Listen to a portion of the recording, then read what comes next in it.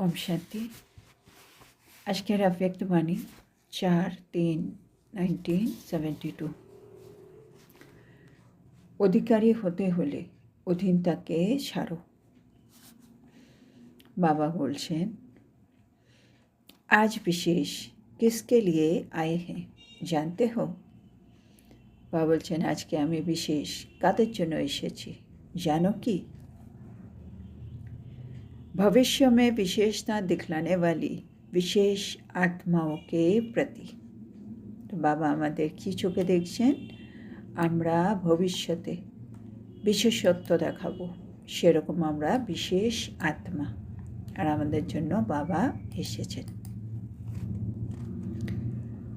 अपने को विशेष आत्माएं अर्थात विशेषता दिखलाने वाली समझते हो? बाबा बोलছেন, নিজেকে বিশেষ আত্মা মানে আজকে বাবা বোঝাচ্ছেন বিশেষ আত্মা মানে যারা বিশেষতা সম্পন্ন আত্মা।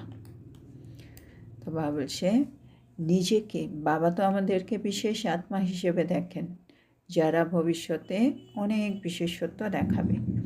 তো বাবা বলছেন, আমরা কি নিজেকে বিশেষ আত্মা বলে মনে করি? ऐसा विशेष कौन सा कार्य करके दिखाएंगे जो अब तक कोई ग्रुप ने न करके दिखाया हो? আচ্ছা, তাহলে এবার বলো, তোমরা কোন বিশেষ কাজ করে দেখাবে যা আজ পর্যন্ত কোনো গ্রুপ করে দেখাতে পারেনি? इसका कोई प्लान सोचा है? এর জন্য কি কোনো প্ল্যান ভেবেছো? 5वें टॉनर बनने का लक्ष्य और बाप का शो दिखलाने का लक्ष्य तो सभी का है ही।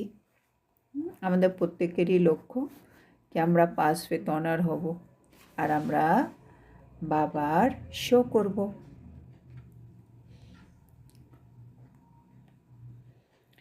কিন্তু বাবা বলছে, आप लोग विशेष क्या नवीनता दिखाएंगे?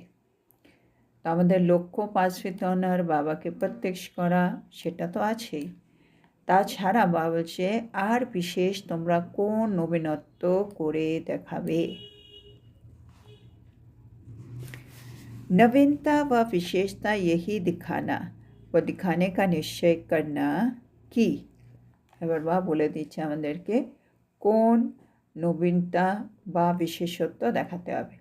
তো বাবা বলছে এমন নবীনতা বা বিশেষত্ব এখানে দেখাবে তার নিশ্চয় করো যেটা कि कोई भी विघ्न में या कोई भी कार्य में मेहनत न लेकर और ही अन्य आत्माओं को भी निर्विघ्न और हर कार्य में मददगार बनाते सहज ही सफलता मूर्त बनेंगे और बनाएंगे। বাবা এখন আমরা সকলের মধ্যে এই বিশেষত্ব দেখতে চাইছেন। এই বিশেষত্বের উপরে আমাদেরকে বাবা বলছে নিশ্চয় করো কি যে কোনো বিঘ্ন আসুক বা যে কোনো কাজ আসুক সেখানে আমরা পরিশ্রম করব না, মানে পরিশ্রম করে সে বিঘ্নটাকে সরানো, সে কাজটা করব, এরকম যেন না হয়। আরও কি হবে, আরও বেশি করে আমরা অন্য আত্মাদেরকেও নির্বিঘ্ন বানিয়ে দেব, আর প্রতিটা কাজের মধ্যে আমরা সবাইকে সহযোগী বানিয়ে সহজেই সফলতামূলক নিজেও হব, অন্যদেরকেও বানাবো। তো বাবা এটা চাইছেন এবার, মানে যে কোনো পরিস্থিতি আসুক, বিঘ্ন আসুক, আমরা ওটাকে সহজেই যেন কাটিয়ে তুলতে পারি কোনো পরিশ্রম ছাড়া। আর অন্য আত্মারা যারা থাকবে তাদেরকেও নির্বিঘ্ন বানিয়ে দেব, তাদেরকেও সহযোগী বানিয়ে দেব, নিজেও সফলতা মূর্তি হব, অন্যদেরও করাবো।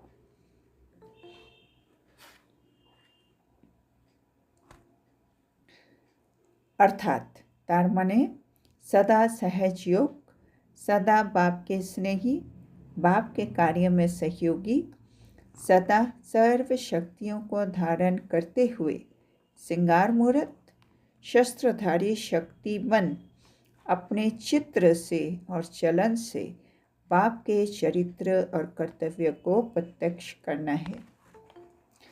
মানে এইটা করলে আমরা কত কি করে ফেলতে পারব, কি পারবো, অর্থাৎ সদা সহযোগ। প্রথমে আমরা যে কোনো পরিশ্রম ছাড়া যদি কোনো কাজকে কমপ্লিট করতে পারি, সেটাকে পার করতে পারি, সেটা একমাত্র সম্ভব যখন আমার বাবার সাথে নিরন্তর যোগ থাকবে। তার মানে আমি নির্বিঘ্ন নিজেও থাকছি, অন্য কেউ করাচ্ছে, তার মানে আমি সদা সহযোগ। আর সদা বাপকে স্নেহী, হ্যাঁ, আমার বাবার সাথে যোগ আছে মানে আমি সবসময় বাবা স্নেহী আত্মা। বাপকে कार्य में सहयोगी, আমি বাবার কাজের সহযোগী আত্মা। আমরা এখন যা করছি সব বাবার কাজ, আর বাবাকে আমরা সহযোগ দিচ্ছি। আর सदा सर्व शक्तियों को धारण करते हुए, আর বাবার সহযোগী হওয়া, সবসময় নিজের বাবার সাথে যোগ রাখা, সেটা সবসময় সম্ভব যখন আমি আত্মার মধ্যে সব শক্তি ধারণ হয়ে থাকবে।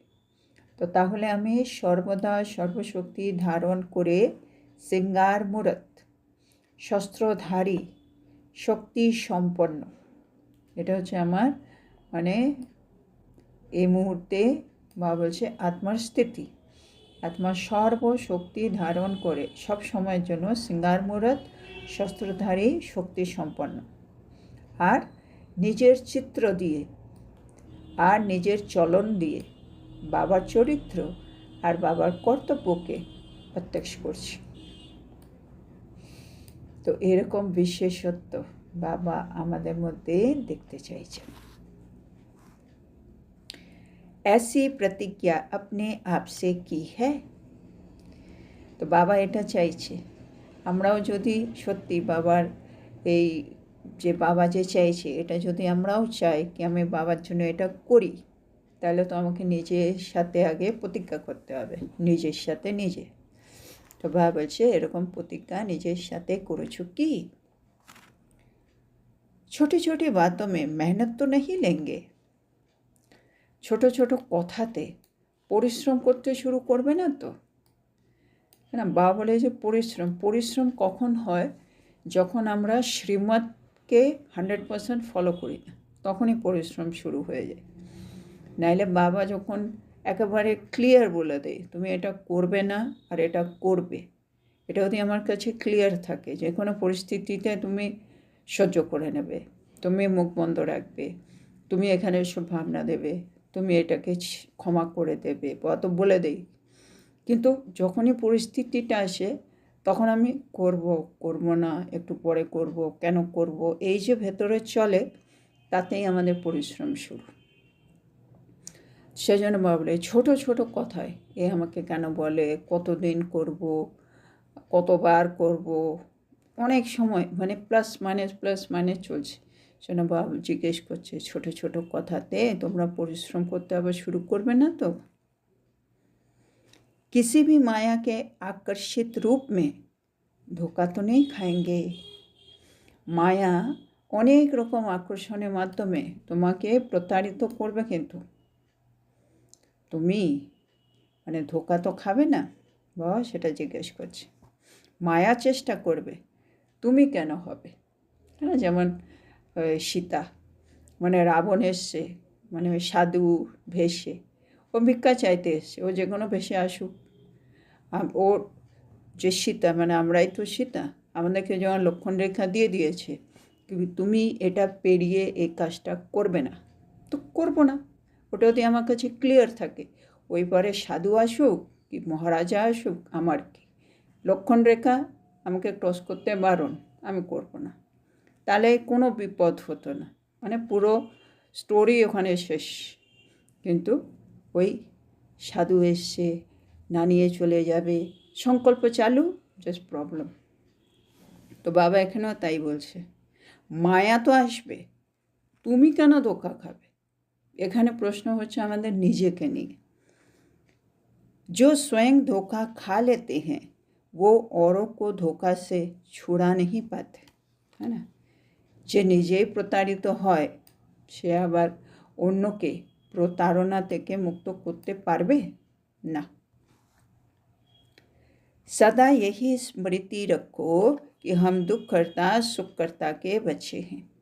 তো সবসময় এই কথাটা আমাদের স্মৃতিতে রাখতে হবে কি আমরা হলাম দুঃখকর্তা সুখকর্তার সন্তান।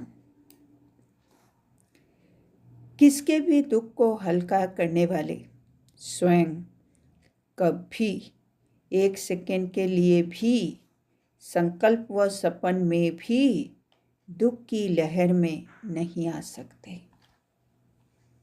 মানে আমাদের এটা কত মানে ভালো করে ভাবতে হবে। বলছে যারা মানে দুঃখহর্তা মানে ভগবান তো দুঃখহর্তা, হ্যাঁ কেন ভগবান সবসময় সুখ দেয় জন্য দুঃখ নিয়ে নেই। তো আমাদেরকে এখন সুখকর্তা হতে হবে, দুঃখহর্তা হতে হবে। কিন্তু আমরা তো এমনি নিজেই এত দুঃখের মধ্যে থাকি। তো আমাদের তো নিজের দুঃখের মধ্যে থাকার এখন চলবে না, কেন আমি দুঃখহর্তা।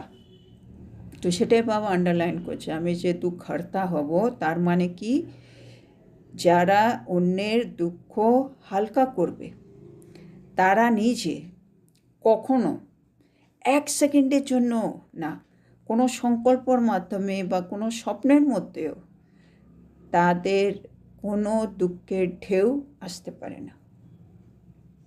মানে সেই হবে দুঃখহর্তা। মানে যে দুঃখহর্তা তার জীবনে দুঃখ বলে কিচ্ছু নেই, মানে দুঃখর বলে না মানে আমি দুঃখ কি জানি না, এরকম জায়গায় নিজেকে নিয়ে আসতে হবে। মানে এক সেকেন্ডের জন্য কোনো দুঃখের সংকল্প নেই, স্বপ্নেও ভুল করে কোনো দুঃখের কোনো ঢেউ আসে না, তখনই আমি হলাম দুঃখহর্তা। এবার আরেকটা সুন্দর প্রশ্ন, अगर संकल्प में भी दुख की लहर आती है तो सुख के सागर बाप की संतान कैसे कहला सकते हो?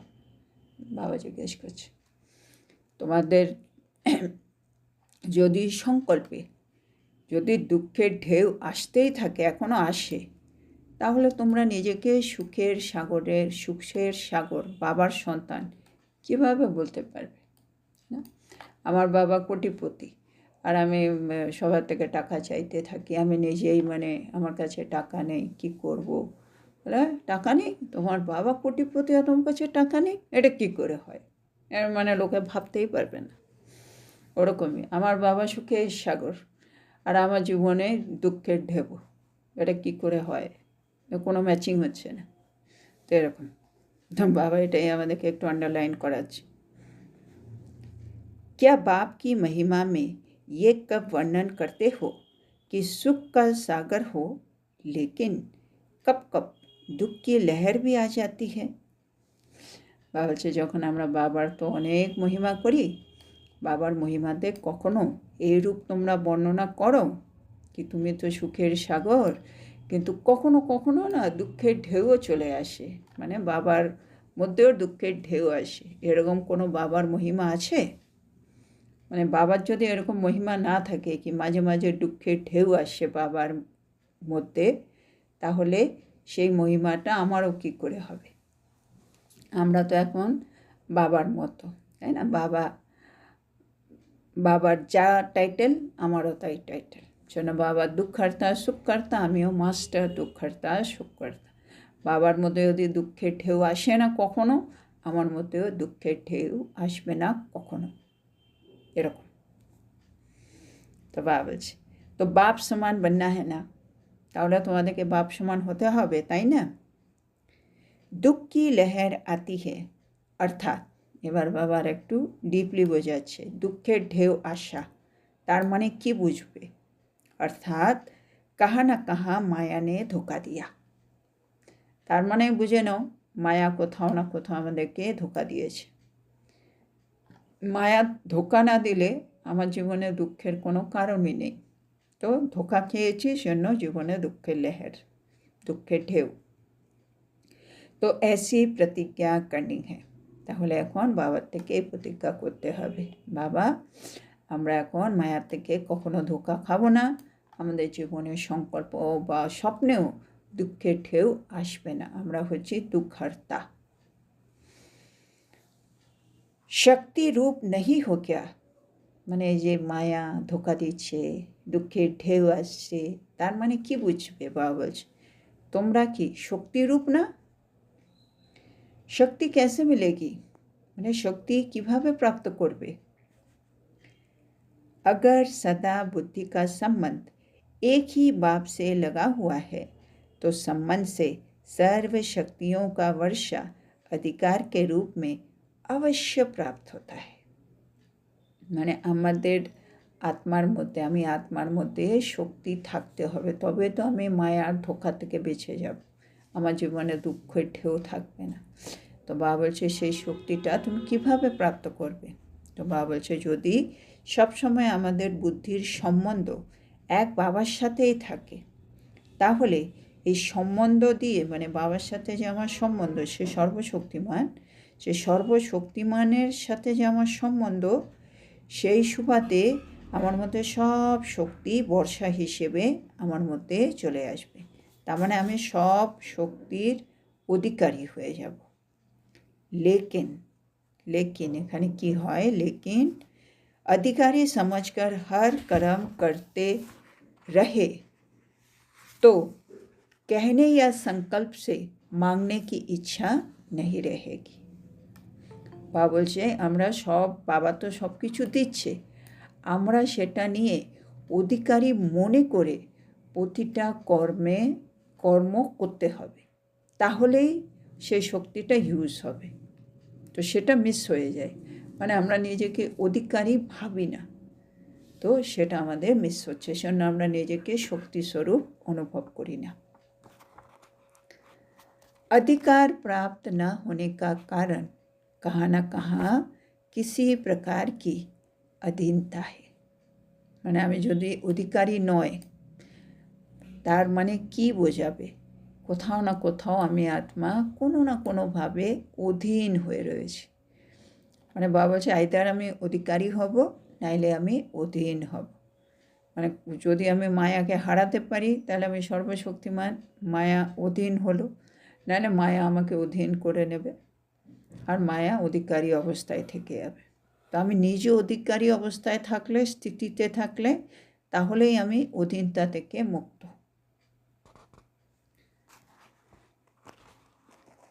अधीनता होने के कारण अधिकार प्राप्त नहीं होता है।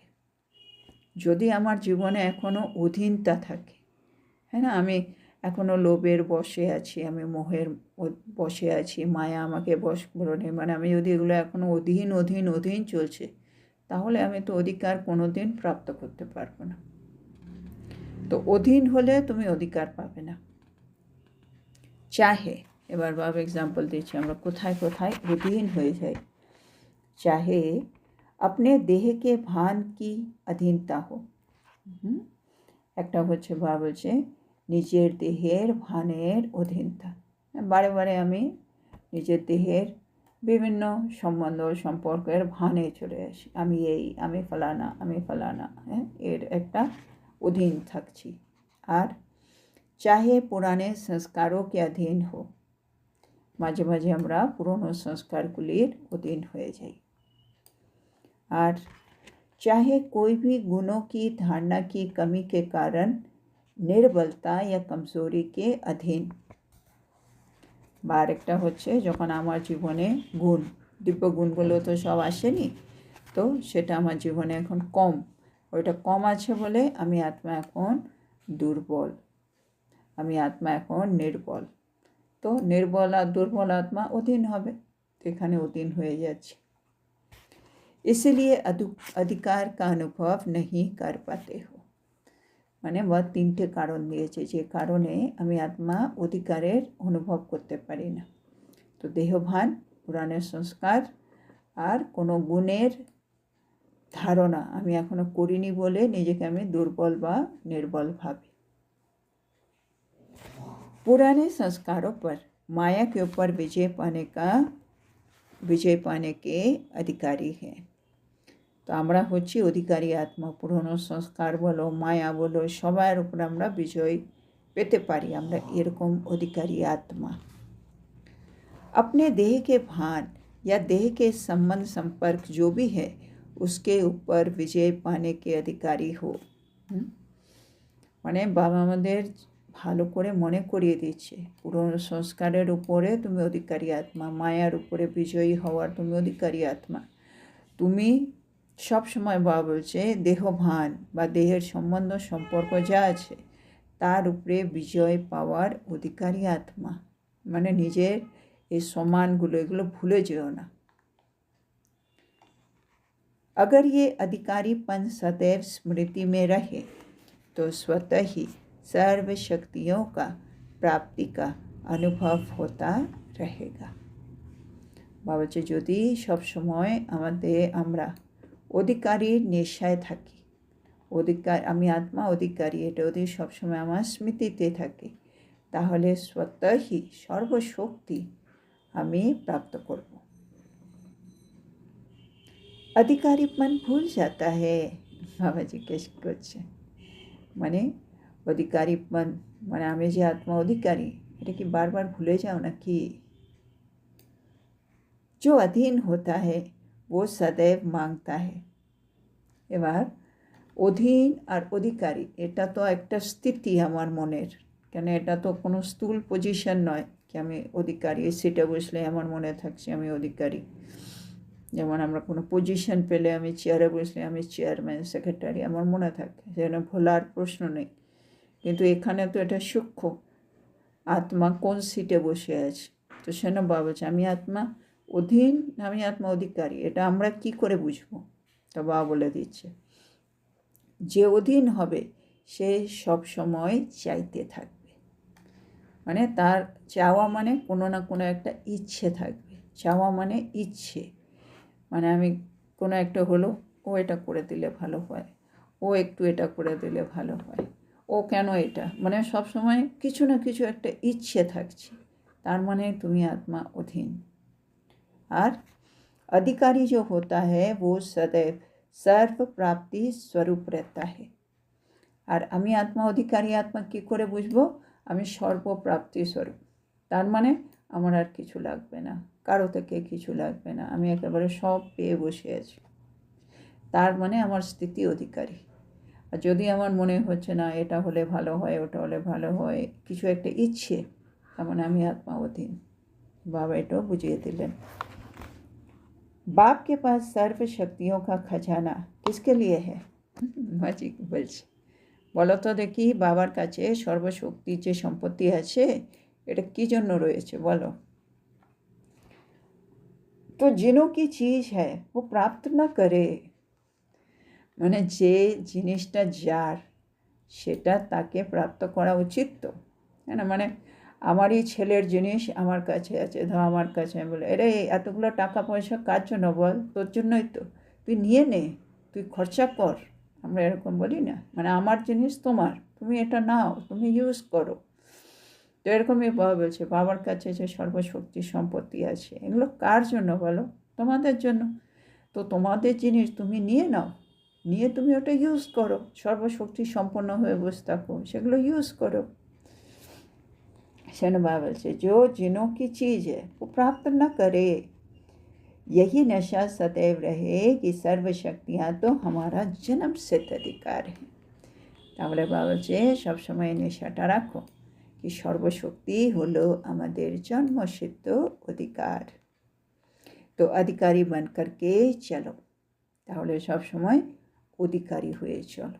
তাহলে আমাদেরকে সবসময় অধিকারী সিটে থাকতে হবে কি আমি আত্মা সর্বশক্তি সম্পন্ন আত্মা, সর্বশক্তি আমার কাছে আছে, সেটা কখনো আমাকে সহ্য করতে হলে, কখনো একটু সহযোগ দিতে হলে, মানে ও আমি না দিতে চাইলেও কিন্তু এই মুহূর্তে দেওয়া উচিত, তো আমি দিয়ে দেবো, কেন আমি সর্বশক্তি সম্পন্ন, আমি কারো থেকে কিছু চাইবো না, আমি অধীন আত্মা নয়।